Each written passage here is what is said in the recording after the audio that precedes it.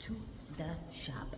I got another quick French airbrush nail idea that I'm about to post. So give me 2 seconds and then slide to the next slide, and baby, this is what you've been looking for.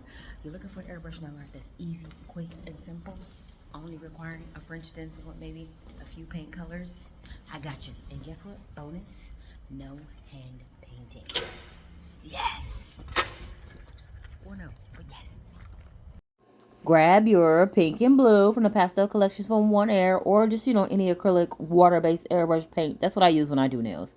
Spray our little Aurora. Put our little blue right in the center. And then we're going to add the French stencils. Remember, this is the French stencil series, right? So we're doing as many things as we can do with a French stencil. It's for my beginner babes. That's like, Chloe, I want to airbrush, but I'm not exactly sure what else I want to do. Make it easy. We're using black here. This is from the French stencil pack. This is the wider, deep French. Take the little stencil off. Boom. I've seen a lot of people hand paint this.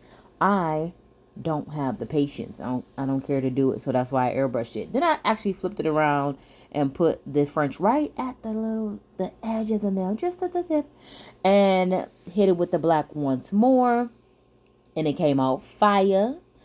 And I put some studs with it. It's a really cute look.